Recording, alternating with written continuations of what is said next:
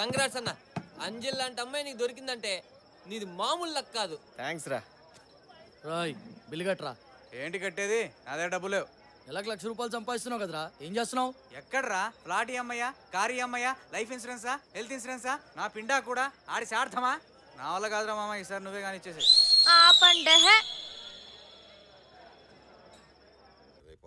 ఓయ్ ఇంకా ఎంత సేపు? త్వరగా ఇదిగో తీసుకోండి.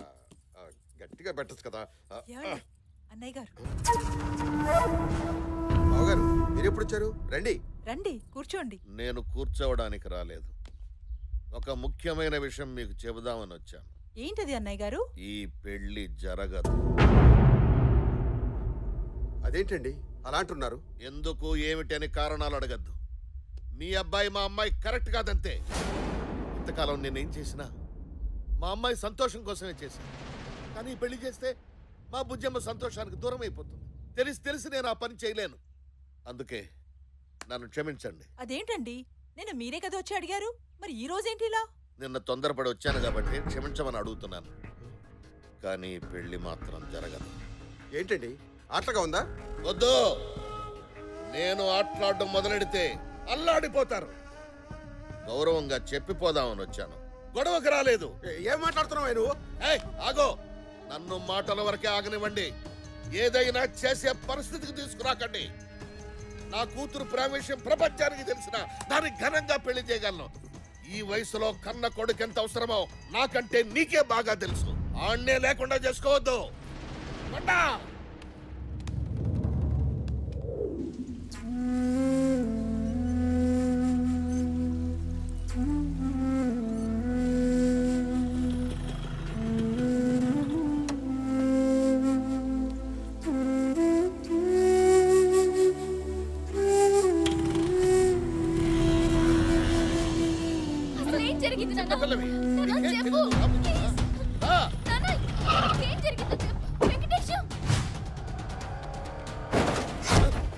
ఏం జరిగింది సార్?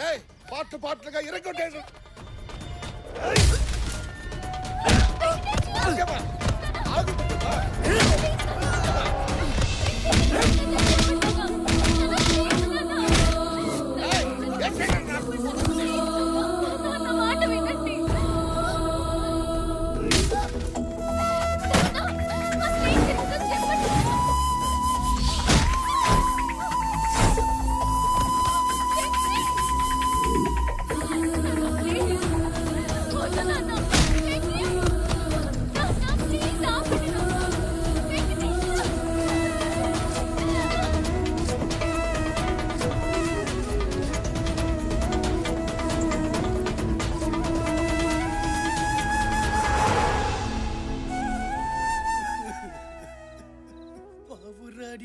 పంచరానికి పెళ్లి చేసే పాడు లోకం. వద్దు తమ్మి, ఈ పైసలున్న పోరులు నీకొద్దు. నెక్స్ట్ టైం నీ రేంజ్కి తగ్గట్టు ఏ ఆటో వద్దామో బల్లగొట్టు. ఇంజనీరింగ్ ఫస్ట్ అని చెప్పవు, 4వ తరగతి ఫెయిల్ అని చెప్పు. ఇంత ట్రాజెడీ స్టోరీ విన్న తర్వాత ఇక నేను ఉండ తమ్మి, నా వల్ల నేను పోతా. ఎక్కడికి పోయేది? లాస్ట్ లో క్వశ్చన్ ఉంటుందని చెప్పినా కదా. ఒకరోజు అంజలి ఫాదర్ మా ఇంటికి వచ్చి మా అమ్మాయికి నువ్వంటే ఇష్టం అన్నాడు. పెళ్లి చేస్తా అన్నాడు. మంచిది. నెక్స్ట్ డే వచ్చి మీ ఇద్దరు పెళ్లి క్యాన్సిల్ అన్నాడు. సర్ప్రైజ్. ఇమీడియట్లీ నేను వెళ్ళి ఎందుకండి పెళ్లి క్యాన్సిల్ అని అడిగా. రౌడీలతో పిచ్చ కొట్టుడు కొట్టించి రోడ్డు మీద పడేశారు. అసలు ఏం జరిగిందంటావు? ఒక క్వశ్చన్ అని ఇన్ని క్వశ్చన్లు అడుగుతున్నాను. ఏదో తమ్మి, పిల్లనిస్తానన్న ఎంబట్నే జనతా బార్ లో దూరినావు. ఫుల్గా మందు కొట్టి పొడితో డాన్స్ ఆడినావు. ఆడికి ఎన్నో కాలింది, నిన్ను కొట్టి బగాయించు. ఏంటి ఇట్లా కొట్టావు? మరి ముందు రోజు కూడా మందు కొట్టి వాళ్ళ ఇంటికి ఫోన్ చేశా కదా, అప్పుడు లేదు ఇప్పుడేంటి? అదే తమ్మి సమజైతలేదు. ఆకాశంలో చుక్కలేనా చెప్తాన్నావు కదరా. సమజైంది తమ్మి. ఏంది అది? కుక్కట్ల మందు వస్తుంది కదా అని ఎవడు పడితే ఆడు చెప్పిన స్టోరీలు సొల్లు వినకూడదు తమ్మి. ఎవడన్నా చెప్పండి రా, అసలు ఏం జరిగింది? నేను చెప్తా. ఈడేవడు?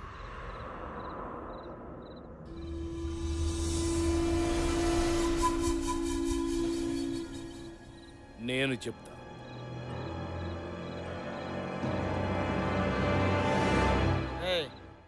వీడికి కూడా మంది ఎక్కువైనట్టుంది, బయట తీసేయండి.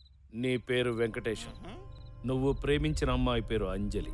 ఆ పుట్టుడి చదువుతుంటే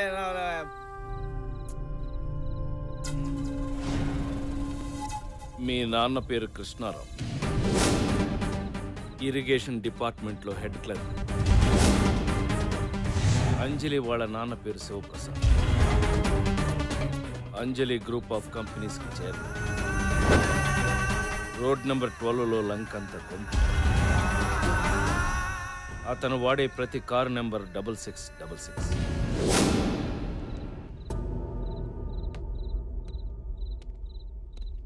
ఎవరు నువ్వు?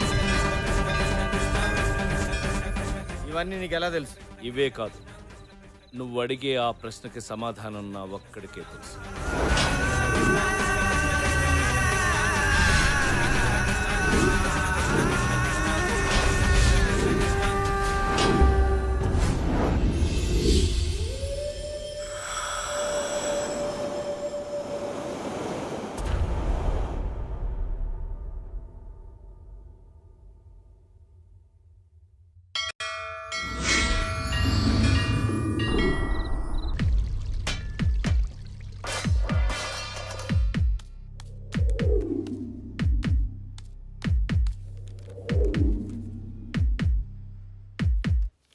మీరేం చేస్తుంటారు? ఏటీఎం సెంటర్లో గార్డ్ని. పాపకేమైంది? జీతం ఎంత వస్తుందో? కట్టింగ్స్ అన్నీ పోను ఒక 5,000. పాపకేమైంది? డబ్బు సాయం చేసేవాళ్ళు ఎవరైనా ఉన్నారా? ఎవరూ లేరు. పాపకేమైంది? సారీ, పాపకేమైంది డాక్టర్? Acute myeloid leukaemia. అంటే ఇది ఒక రకమైన క్యాన్సర్. క్యాన్సరా? ఇంకా ప్రైమరీ స్టేజ్లోనే ఉంది కాబట్టి ట్రీట్మెంట్ చేయొచ్చు. కాకపోతే బోన్ మ్యారో ట్రాన్స్ప్లాంట్ చేయాలి, అది కూడా 1 year లోపు. ఇక్కడ సరైన సర్జన్ కూడా లేడు. స్పెషల్గా యూకే నుంచి పిలిపించాలి. ఇదంతా చాలా ఖర్చుతో కూడిన ప్రాసెస్. ఎంత అవుతుంది డాక్టర్? పోస్ట్ ఆపరేషన్ ఎక్స్పెన్సెస్తో కలిపి సుమారు 10 లక్షల దాకా అవుతుంది. సర్జరీకి ఇంకా టైం ఉంది కాబట్టి ఈలోగా మీరు ఆ ఏర్పాట్లు చేసుకోండి. ఏం చెయ్యలేని పరిస్థితి. నెలకి 5,000 సంపాదించే నేను 10 లక్షలు ఎక్కడి నుంచి తేవాలి? ఆలోచించడానికి భయంగా ఉంది.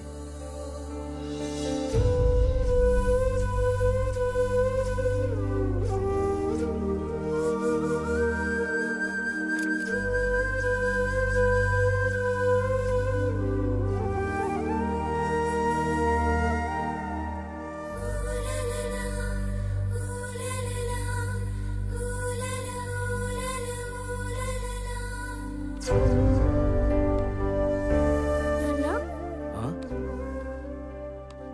ఏం తల్లి? చచ్చిపోవడం అంటే ఏంటి నాన్న? ఆ? చచ్చిపోవడమా? చచ్చిపోవడం ఏంటి? ఎవరు చచ్చిపోవడం? ఎందుకు చచ్చిపోవడం నేను చచ్చిపోతున్నా అంత కదా అని ఎవరన్నారు? నర్స్ ఆంటీ చెప్తుంటే విన్నాను. అది అది వేరే పిల్లమ్మా, వేరే పిల్ల గురించి చెప్పింది. పింకీ అంటే నేనే కదా నాన్న. చా, నీకొక ముఖ్యమైన విషయం చెప్దాం అనుకున్నాను, ఎలా మర్చిపోయానబ్బా. ఏంటది నాన్న? వద్దులే, నీకు చెప్తే నువ్వు అందరికీ చెప్పేస్తావు. ప్లీజ్ నాన్న, ఎవ్వరికి చెప్పండి నాన్న, ప్రామిస్.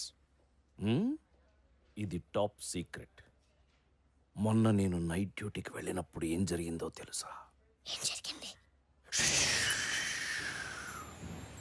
ఓరున వర్షం, గాలి, ఏటీఎం డోర్ తెరుచుకుని ఒక బుజ్జి బాబు లోపలికొచ్చాడు. బుజ్జి బాబా నా అంటున్నాడా? నీకంటే తక్కువ ఉన్నాడు. ఓహో. వాడు నా వైపే చూస్తున్నాడు, నేను వాడి వంకే చూస్తున్నాను. అలా దగ్గరకొచ్చాడు. వర్షం కదా, లోపలికి వస్తే వచ్చాడని రానిచ్చాను. వచ్చినవాడు ఊరికే ఉన్నాడా? ఆ బటన్ నొక్కి, ఈ బటన్ నొక్కి, ఆ ఫైల్ పారేసి, ఈ ఫైల్ విసిరేసి, అది చేసి, ఇది చేసి నానా అల్లరి చేశాడు. Bad boy. నాకు పిచ్చి కోపం వచ్చింది. ఫట్ మనం కొడదాం అనుకున్నాను, అంతే ఫట్ పారిపోయాడు. వాడు పారిపోతే నేను ఊరుకుంటానా? నేను పరిగెత్తాను. వాడు పరిగెడుతున్నాడు, నేను పరిగెడుతున్నాను. పట్టుకున్నాను, అంతే.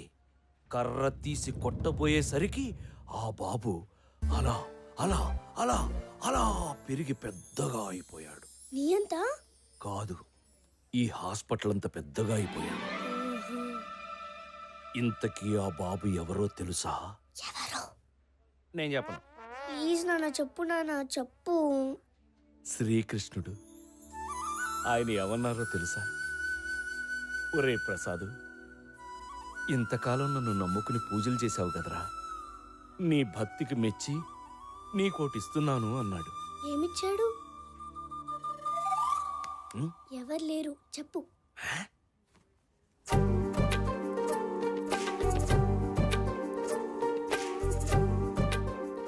ఈ లాకెట్టిచ్చాడు. ఇది వేసుకుంటే నేను నీతో పాటు ఉన్నట్టే నీకు భయం నొప్పి ఏమీ ఉండవని చెప్పాడు. ఎంత బాగుందో. నీకు కావాలా? ఇస్తావా? సరే.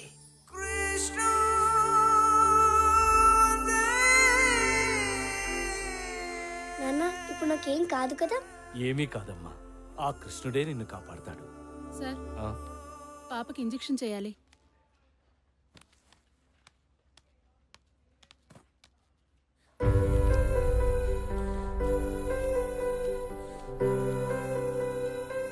నాన్న ఇంజెక్షన్ నొప్పిగా లేదు నాన్న. ఎలాగైనా పాపను బ్రతికించుకోవాలి. ఏం చేసైనా సరే డబ్బు సంపాదించాలి. ఆ క్షణమే మస్కట్ వెళ్ళాలని డిసైడ్ అయ్యాను. మరి అంత దూరం వెళ్ళాలంటే డబ్బులు? పాప పేరు మీద పోస్టాఫీసులో ఒక 70,000 దాకా దాచాను. అవి సరిపోతాయి వెళ్ళడానికి. పాపనందాక ఎక్కడ ఉంచుతావురా? నేను వీలైనంత త్వరలో వచ్చేస్తాను. పాప జాగ్రత్త అండి. వెళ్ళమ్మా. రామ్మా రా.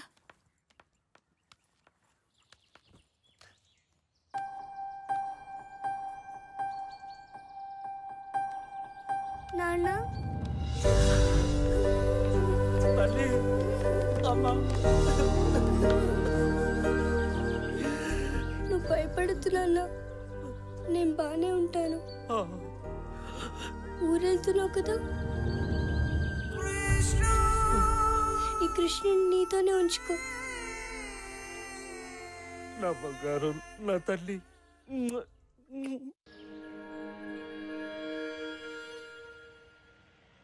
ఏమాత్రం ఆలస్యం చేయకుండా మస్కట్ వెళ్లే ప్రయత్నం మొదలుపెట్టాను.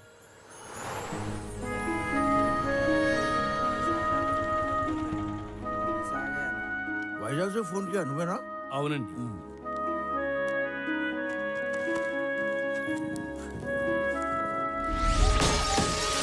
అంతా సవ్యంగా జరుగుతుంది అనుకుంటున్న సమయంలో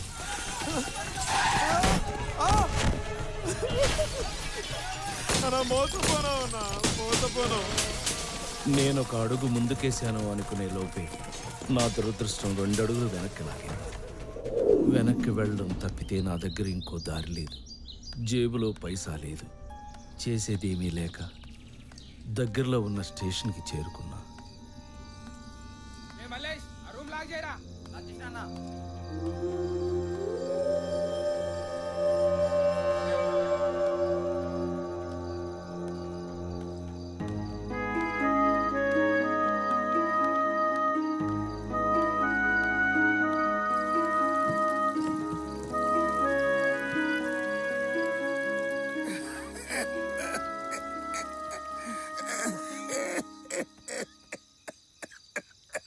అయ్యో చూడు స్వామి ఎలా దగ్గుతున్నావో.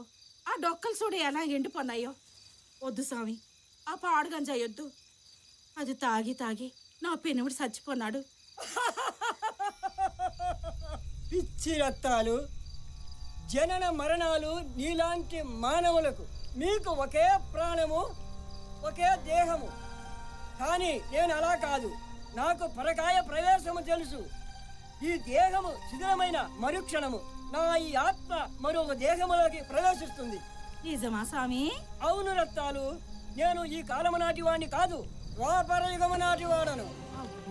శ్రీకృష్ణుడు, బలరాముడు, కుచేలుడు, వసంతుడు, నేను మేమందరము ద్వారకలో గోవులు కాసుకుంటూ ఆనందంగా ఉండేవాళ్ళం. కొన్ని వేల దేహములు మార్చి ఇప్పుడు ఈ దేహములోకి చేరాలి. రక్తాలు, నువ్వు అనవసరంగా నా ఆరోగ్యం గురించి కంగారు పడకు. ఇంకా నువ్వు పో. ఏటో స్వామి, గంజాయి మానమంటే మాకు అర్థం కాని కథలన్నీ చెప్తావు. సర్లే, ఇదిగో కనీసం ఇడ్లీ అన్నా తిను. వస్తాను. ఏటో పిచ్చి మాలకు